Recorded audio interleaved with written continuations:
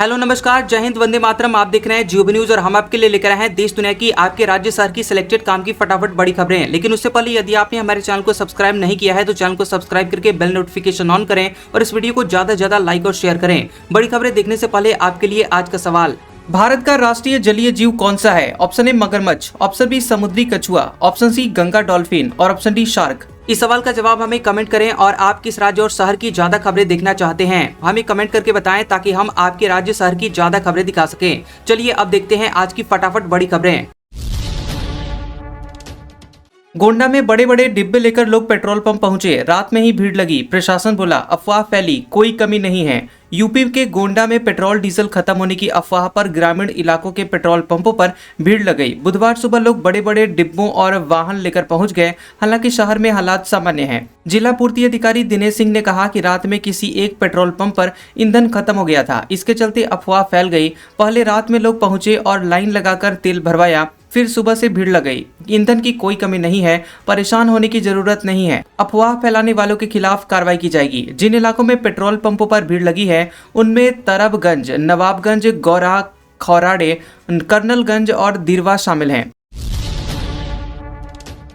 MP में किल्लत की अफवाह, पेट्रोल पंपों पर भीड़। रतलाम में 5 दिन का स्टॉक एक दिन में खत्म, रीवा में पुलिस बुलानी पड़ी। मध्य प्रदेश के कई जिलों में पेट्रोल डीजल की कमी की अफवाह ने अचानक हालात बिगाड़ दिए। सोशल मीडिया पर फैली भ्रामक खबरों के कारण लोगों में घबराहट फैल गई और पेट्रोल पंपों पर भारी भीड़ उमड़ पड़ी। कई जगहों पर लंबी कतारें लग गई हैं और लोगों को घंटों इंतजार करना पड़ा। रीवा में तो पंपों पर पुलिस बुलानी पड़ गई। हालांकि प्रशासन और पेट्रोल पंप संचालकों का साफ कहना है कि कहीं भी ईंधन की कमी नहीं है, पर्याप्त स्टॉक उपलब्ध है और सप्लाई भी लगातार जारी है। इसके बावजूद लोग टैंक फुल करवा रहे हैं, जिससे कुछ जगहों पर अव्यवस्था की स्थिति बन गई है। सरकार बोली देश में पेट्रोल डीजल की कमी नहीं, कीमतों में भी कोई बढ़ोतरी नहीं हुई, घबराकर जरूरत से ज्यादा खरीदने से बचें। केंद्र सरकार ने कहा कि हमारे पास कच्चे तेल का पर्याप्त भंडार उपलब्ध है। देश में किसी भी पेट्रोल पंप पर पेट्रोल और डीजल की कोई कमी नहीं है। पेट्रोल पंपों को सप्लाई करने वाले टर्मिनलों पर भी पर्याप्त स्टॉक मौजूद है। पेट्रोलियम मंत्रालय की संयुक्त सचिव सुजाता शर्मा ने दिल्ली में इंटर मिनिस्ट्रियल ब्रीफिंग के दौरान लोगों से डर और घबराहट में पेट्रोल डीजल की खरीदारी करने से बचने की अपील की है। उन्होंने ये भी स्पष्ट किया है कि पेट्रोल और डीजल की कीमतों में कोई बढ़ोतरी नहीं हुई है।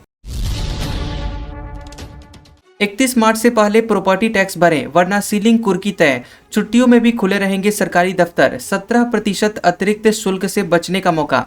रायपुर नगर निगम ने बकायेदारों को साफ चेतावनी दी है कि 31 मार्च 2026 से पहले अपना पूरा प्रॉपर्टी टैक्स जमा कर दें, वरना कुर्की और सीलबंदी जैसी सख्त कार्रवाई की जाएगी। तय समय सीमा के बाद बकाया राशि पर 17% अधिभार के साथ वसूली की जाएगी। निगम के राजस्व विभाग ने अपील की है कि सभी बड़े बकायेदार तत्काल बकाया जमा कर कार्रवाई से बचें और इसके साथ ही आम नागरिकों से भी समय पर टैक्स जमा करने की अपील की गई है ताकि अतिरिक्त शुल्क और कार्रवाई से बचा जा सके। खास बात यह है कि लोगों की सुविधा के लिए नगर निगम के सभी 10 जोन कार्यालयों के राजस्व विभाग 31 मार्च तक छुट्टियों में भी खुले रहेंगे। 26 मार्च रामनवमी, 28-29 मार्च शनिवार रविवार और 31 मार्च महावीर जयंती को भी टैक्स जमा किया जा सकेगा। घर के पास पीएनजी पाइपलाइन तो कनेक्शन लेना ही होगा। कंपनी 3 महीने का नोटिस देगी। कनेक्शन नहीं लिया तो एलपीजी सप्लाई बंद हो जाएगी। अगर आपके घर के पास गैस पाइपलाइन आ गई है और आपने पीएनजी कनेक्शन नहीं लिया है तो अगले 3 महीने में आपके घर आने वाला एलपीजी सिलेंडर बंद कर दिया जाएगा। मिडिल ईस्ट में जारी युद्ध और गैस की किल्लत को देखते हुए केंद्र सरकार ने नेचुरल गैस और पेट्रोलियम प्रोडक्ट्स डिस्ट्रीब्यूशन ऑर्डर 2026 लागू किया है। इसके तहत अब पाइप वाली गैस यानी पीएनजी का कनेक्शन लेना अनिवार्य होगा। हालांकि इसके लिए पहले नोटिस दिया जाएगा। सूचना मिलने के बाद भी अगर कोई कनेक्शन नहीं लेता है तो 90 दिन बाद उसकी एलपीजी सप्लाई रोक दी जाएगी। इसके साथ ही सोसाइटियों को 3 दिन में पाइपलाइन की मंजूरी भी देनी होगी। ममता बनर्जी बोली बीजेपी बंगाल को खत्म करना चाहती है, एसआईआर में बंगालियों के नाम काट दिए। तमिलनाडु में एआईएडीएमके 169 सीटों पर लड़ेगी चुनाव। पश्चिम बंगाल की मुख्यमंत्री ममता बनर्जी ने मैनागुड़ी में एक रैली में कहा कि भाजपा बंगाल राज्य को ही खत्म करना चाहते हैं। बहुत सारी प्लानिंग हो चुकी है, आपको बिहार में मिला दिया जाएगा। मैंने नॉर्थ बंगाल का बंटवारा रोक दिया है। यह कुछ दिन पहले ही सोशल नेटवर्क पर सामने आया था। और मैंने उसी दिन अपनी आवाज उठाई थी। उन्होंने आगे कहा कि असली मतदाताओं के नाम वोटर लिस्ट से हटा दिए गए हैं। इससे चुनाव प्रक्रिया की निष्पक्षता और पारदर्शिता पर सवाल उठते हैं। इसके साथ ही पहचान और नागरिकता को लेकर भी सवाल उठाए जा रहे हैं कि किसे एक वैध भारतीय मतदाता के तौर पर मान्यता दी जा रही है और किस आधार पर। सुप्रीम कोर्ट बोला, पब्लिक इवेंट्स में वंदे मातरम अनिवार्य नहीं। कहा, जब इसके लिए सजा होने लगेगी तब विचार करेंगे। याचिका खारिज। सुप्रीम कोर्ट ने राष्ट्रीय गीत वंदे मातरम गाने को लेकर गृह मंत्रालय के सर्कुलर के खिलाफ दायर याचिका खारिज कर दी है। कोर्ट ने कहा कि पब्लिक प्लेस और सार्वजनिक कार्यक्रमों के लिए जारी यह निर्देश अनिवार्य नहीं है। सर्कुलर को चुनौती देने वाली याचिका समय से पहले दायर की गई है। मामला CJI justice Suryakant, justice Joy Mallya Bagchi और जस्टिस विपुल एम पंचोली की बेंच में था। बेंच ने कहा कि गृह मंत्रालय की एडवाइजरी में वंदे मातरम न गाने पर किसी भी तरह की सजा का प्रावधान नहीं है। बेंच ने कहा कि ये दिशा निर्देश केवल एक प्रोटोकॉल है और इनका पालन करना अनिवार्य नहीं है। जब याचिकाकर्ता के खिलाफ दंडात्मक कार्रवाई होगी या फिर उसके लिए गाना अनिवार्य किया जाएगा, तब हम इन सब बातों पर ध्यान देंगे। सरकार बोली, 35 दिन बाद गैस बुकिंग की बात झूठ। डिलीवरी के 25 दिन बाद ही दूसरा सिलेंडर बुक होगा। नियमों में कोई बदलाव नहीं है। सरकार ने उन सभी मीडिया रिपोर्ट्स को गलत बताया जिनमें गैस सिलेंडर बुक करने के नियमों में बदलाव की बात कही जा रही है। मीडिया रिपोर्ट्स में कहा जा रहा है कि अब पीएम उज्ज्वला योजना वाले उपभोक्ता अब 45 दिन और नॉन उज्ज्वला योजना वाले उपभोक्ता दूसरा सिलेंडर 35 दिन बाद ही बुक करा सकेंगे। पेट्रोलियम और प्राकृतिक गैस मंत्रालय ने साफ कहा है कि ऐसा कोई बदलाव नहीं किया गया है। रिफिल बुकिंग के पुराने नियम ही लागू रहेंगे और उनमें कोई बदलाव नहीं हुआ है। यानी कि एक सिलेंडर डिलीवर होने के बाद दूसरे सिलेंडर की बुकिंग 25 दिन बाद कर सकेंगे। चांदी 9,000 रुपए बढ़कर 2,34,000 रुपए पर पहुंची। 10 ग्राम सोना 5,000 रुपए महंगा होकर 1,45,000 रुपए का हुआ। खबर है कि सोने चांदी की कीमत में 25 मार्च को तेजी देखने को मिली। India Bullion and Jewellers Association IBJA के मुताबिक 10 ग्राम 24 कैरेट सोना 5,000 रुपए बढ़कर 1,45,000 रुपए पर पहुंच गया है। वहीं 1 किलो चांदी की कीमत 9,000 रुपए बढ़कर 2,34,000 रुपए पर पहुंच गई है। ईरान बोला, अमेरिकी जंगी जहाज अब्राहम लिंकन पर मिसाइल दागी, इलाका छोड़कर भागा। कहा, रेंज में आया तो और हमले करेंगे। ईरान ने दावा किया है कि उसने अमेरिका के जंगी जहाज aircraft carrier USS Abraham Lincoln पर मिसाइल हमला किया है। इसके बाद उसे इलाका छोड़कर पोजीशन बदलनी पड़ी। ईरानी सेना के मुताबिक नौसेना ने कादेर क्रूज मिसाइलों से कैरियर को निशाना बनाया। इस हमले के बाद अमेरिकी बेड़े को अपनी स्थिति बदलनी पड़ी। ईरानी नौसेना प्रमुख सहराम ईरानी ने कहा कि अमेरिकी कैरियर स्ट्राइक ग्रुप की हर गतिविधि पर नजर रखी जा रही है। उन्होंने चेतावनी दी कि जैसे ही ये बेड़ा मिसाइल रेंज में आएगा उस पर और भी शक्तिशाली हमले किए जाएंगे। इजराइल ईरान युद्ध का असर। हिमाचल में खाद का संकट, यूरिया की भारी किल्लत, खाली हाथ लौट रहे किसान बागवान। 3700 मीट्रिक टन की डिमांड, मिली 800 मीट्रिक टन। इजराइल ईरान युद्ध का असर अब हिमाचल प्रदेश के खेतों और बगीचों तक पहुंचने लगा है। राज्य के किसान बागवानों को इन दिनों विभिन्न खाद नहीं मिल रही है और इनमें सेब बागवानों के साथ साथ गेहूं, फूलगोभी, मटर जैसी नकदी फसलें उगा रहे किसान परेशान हैं। प्रदेश में यूरिया 12, 32, 16 वो 3 पोषक तत्व नाइट्रोजन, फास्फोरस और पोटाश और MOP म्यूरेट ऑफ पोटाश जैसी जरूरी खादों का संकट खड़ा हो गया है। इन खादों के लिए किसान दर दर भटक रहे हैं और रोजाना सरकारी उपक्रम और खाद वितरण करने वाले हिमफेड के गोदामों के चक्कर काट रहे हैं, मगर उन्हें खाली हाथ लौटना पड़ रहा है। देश की ब्लड बैंकों की अब डिजिटल निगरानी, ई रक्त कोष पर रजिस्ट्रेशन अनिवार्य, सख्ती, स्टॉक और उपलब्धता में अंतर तो एक्शन होगा।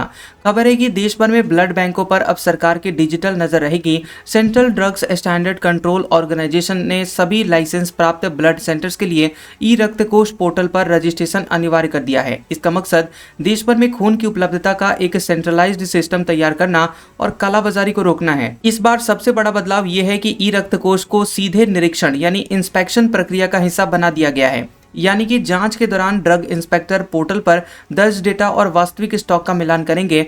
डेटा में हेराफेरी मिलने पर पहली बार सख्त कार्रवाई होगी। राज्यों की लाइसेंसिंग अथॉरिटी को 30 दिन में रिपोर्ट सौंपने को कहा गया है। डोनर्स का भी रिकॉर्ड अब आभा ID या आधार से जोड़ा जा सकेगा, जिससे पूरी सप्लाई चेन पारदर्शी होगी। अजीत पवार प्लेन क्रैश मामले में बेंगलुरु में एफआईआर, भतीजे रोहित ने 5 आरोप लगाए, कहा महाराष्ट्र में शिकायत दर्ज नहीं की गई। महाराष्ट्र के बारामती में हुए विमान हादसे में डिप्टी सीएम अजीत पवार की मौत के मामले में बेंगलुरु में 0 एफआईआर दर्ज की गई है। एफआईआर उनके भतीजे और एनसीपी एसपी विधायक रोहित पवार की शिकायत पर दर्ज की गई है। उन्होंने हादसे को आपराधिक साजिश बताया। उन्होंने एफआईआर में 5 मुख्य आरोप लगाए हैं। रोहित ने कहा कि उन्होंने मुंबई के marine drive police station, Baramati police और महाराष्ट्र सीआईडी से संपर्क किया, लेकिन कहीं भी एफआईआर दर्ज नहीं की गई। इसके बाद उन्होंने 23 मार्च को बेंगलुरु में 0 पर एफआईआर दर्ज करवाई है। 48 साल बाद जगन्नाथ मंदिर के रत्नों की गिनती शुरू, जेमोलॉजिस्ट बैंक अफसर मौजूद, हर आभूषण की डिजिटल फोटोग्राफी हो रही है। पुरी के श्री जगन्नाथ मंदिर के रत्न भंडार यानी खजाने की गिनती और लिस्ट बनाने की प्रक्रिया 48 साल बाद बुधवार से शुरू हो गई है। रत्न भंडार भगवान जगन्नाथ, बलभद्र और देवी सुभद्रा के कीमती आभूषणों का खजाना है। श्री जगन्नाथ मंदिर प्रशासन के मुताबिक ये काम तय शुभ समय दोपहर 12:09 से 1:45 के बीच शुरू किया गया और इसमें केवल अधिकृत लोगों को ही प्रवेश दिया गया। इस प्रक्रिया से मंदिर की हर दिन की पूजा पाठ पर कोई असर नहीं पड़ेगा। श्रद्धालुओं को बाहर के बैरिकेड यानी बाहर कथा से दर्शन की अनुमति है, जबकि अंदर वाले हिस्से यानी भीतर कथा में इस दौरान प्रवेश बंद रखा गया है। वित्त मंत्री निर्मला सीतारमण बोली, राष्ट्र निर्माण लगातार होने वाली प्रक्रिया, ये रातों रात नहीं होता। विपक्ष बैंकों को गंभीर हालात में छोड़कर गया था। लोकसभा में वित्त विधेयक 2026 पर चर्चा हुई। केंद्रीय मंत्री निर्मला सीतारमण ने विधेयक पेश किया। उन्होंने कहा कि राष्ट्र निर्माण लगातार होने वाली प्रक्रिया है और ये रातों रात नहीं होता। उन्होंने विपक्ष पर टिप्पणी में कहा कि कोविड संकट का भी भारतीय अर्थव्यवस्था पर सीमित असर पड़ा था। विपक्ष आज बातें कर रहा है, लेकिन ये डबल बैलेंस शीट छोड़कर गए थे, बैंकों को गंभीर हालत में छोड़ा था। आज जब हमारे बैंकों के हालात ठीक है तो ये आलोचना कर रहे हैं। सीतारमण ने कहा कि इनके दौर में लगातार 22 महीने महंगाई डबल डिजिट में रही, जो कि एक रिकॉर्ड है। इनके लिए गए कर्ज का ब्याज आज हम चुका रहे हैं। सुधार किसी मजबूरी के कारण नहीं, बल्कि स्पष्टता, प्रतिबद्धता और आत्मविश्वास के साथ दृढ़ विश्वास से किए जा रहे हैं। पीएम मोदी के नेतृत्व में भारत सुधार एक्सप्रेस पर सवार है। कर्नाटक में पॉलिसी, बच्चों का स्क्रीन टाइम 1 घंटा रहे, शाम के 7 बजे के बाद इंटरनेट बंद। 9वीं 12वीं के छात्रों के लिए ड्राफ्ट जारी किए गए। कर्नाटक सरकार ने 9वीं से 12वीं के छात्रों के डिजिटल इस्तेमाल को लेकर ड्राफ्ट पॉलिसी जारी की है। इसमें सिफारिश की गई है कि पढ़ाई के अलावा मनोरंजन के लिए स्क्रीन टाइम रोजाना 1 घंटे तय किया जाए। शाम के 7 बजे के बाद इंटरनेट बंद करने की भी सिफारिश की गई है। ड्राफ्ट में कहा गया है कि छात्रों को सोने से 1 घंटे पहले स्क्रीन से दूर रखा जाए। मोबाइल के लिए चाइल्ड प्लान का सुझाव दिया गया है, जिसमें ऑडियो ओनली विकल्प और तय समय के बाद इंटरनेट बंद करने की व्यवस्था होगी। उम्र के हिसाब से डिवाइस और ऑपरेटिंग सिस्टम डेवलप करने की भी बात कही गई है। सुप्रीम कोर्ट बोला, आर्थिक बोझ का हवाला देकर मुआवजा नहीं छीन सकते, ये संवैधानिक अधिकार। जमीन अधिग्रहण मामले में नेशनल हाईवे अथॉरिटी की याचिका हुई खारिज। सुप्रीम कोर्ट ने 2019 से पहले हुए भूमि अधिग्रहण मामलों में 16 टीएम और ब्याज देने से जुड़े हुए अपने फैसले पर national highway authority of India NHAI की पुनर्विचार याचिका खारिज कर दी है, जिसमें किसानों और जमीन मालिकों को राहत मिली है। चीफ जस्टिस सूर्यकांत और जस्टिस उज्जवल भुइया की बेंच ने कहा कि जमीन अधिग्रहण के मामलों में सही मुआवजा मिलना संवैधानिक अधिकार है। इसे कमजोर नहीं किया जा सकता। इसे सरकार पर पड़ने वाले आर्थिक बोझ से नहीं जोड़ा जा सकता। पूरा मामला उन भूमि अधिग्रहण मामलों से जुड़ा हुआ है जो कि 2019 से पहले हुए थे और इसमें प्रभावित लोगों को 16 टीएम और ब्याज देने का सवाल था। NHAI ने पहले के फैसले को चुनौती देते हुए पुनर्विचार याचिका दायर की थी, लेकिन कोर्ट ने इसे खारिज करते हुए अपने पुराने फैसले को बरकरार रखा है। कांग्रेस को notice, Akbar road Raisina hills का दफ्तर खाली करें, 28 मार्च तक का वक्त। दावा, स्टेट डिपार्टमेंट के खिलाफ कोर्ट जाएगी पार्टी। कांग्रेस पार्टी को 24 अकबर रोड वाला दफ्तर 28 मार्च तक खाली करना होगा। स्टेट डिपार्टमेंट ने पार्टी को नोटिस दिया है। न्यूज एजेंसी ANI ने कांग्रेस सूत्रों के हवाले से कहा कि दफ्तर खाली करने के लिए 3 दिन का समय दिया गया है। हालांकि कांग्रेस का हेडक्वार्टर पहले ही यहां से इंदिरा भवन शिफ्ट हो चुका है। पार्टी इस बंगले को खाली नहीं करना चाहती है। उधर स्टेट डिपार्टमेंट ने कांग्रेस के 5 रायसीना हिल्स रोड स्थित इंडियन यूथ कांग्रेस IYC के कार्यालय के लिए भी एक और नोटिस जारी किया है। गुजरात में वकील के जुलूस से कोर्ट की कार्यवाही रुकी। जज ने बाहर आकर कहा शोर ना करें। वकील ने कहा आप जाकर अपनी कुर्सी संभालिए। गुजरात में भावनगर जिला कोर्ट के बार एसोसिएशन के चुनाव के बाद विजयी जुलूस निकाल रहे वकील और डिस्ट्रिक्ट जज के बीच तीखी बहस हो गई। वकील ने जज से यहां तक कह दिया कि आप कौन हैं, क्या आप मुझे जानते हैं, आप जाकर अपनी कुर्सी संभालिए। इसी दौरान कुछ वकील जज को शांत कराकर कोर्ट रूम में ले गए। ये मामला बुधवार का है। इसका वीडियो अब वायरल हो रहा है। दरअसल हुआ ये कि स्थानीय वकील अनिरुद्ध सिंह झाला लगातार तीसरी बार गुजरात बार एसोसिएशन के सदस्य चुने गए हैं और कोर्ट परिसर में वे अपने समर्थकों के साथ ढोल नगाड़े पर नाच रहे थे। तभी डिस्ट्रिक्ट जज एच.एस. मूलिया की अदालत में सुनवाई चल रही थी। शोर सुनकर वह कोर्ट की कार्यवाही छोड़कर बाहर आए। जज ने इस शोर पर आपत्ति जताई तो वकील उन पर भड़क उठे।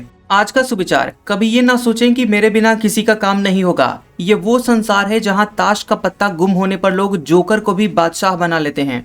कैसा लगा ये वीडियो हमें कमेंट सेक्शन में जरूर बताएं। वीडियो पसंद आया हो तो वीडियो को लाइक और शेयर करें और ऐसी इंटरेस्टिंग वीडियोस देखने के लिए हमारे चैनल जियोबी न्यूज को सब्सक्राइब करें और बेल आइकॉन को दबाएं। और हमारे ओल्ड और लेटेस्ट वीडियोस देखने के लिए हमारे प्लेलिस्ट और कम्युनिटी टैब को जरूर चेक करें। तो मिलते हैं अगले वीडियो में, तब तक के लिए आपका शुक्रिया।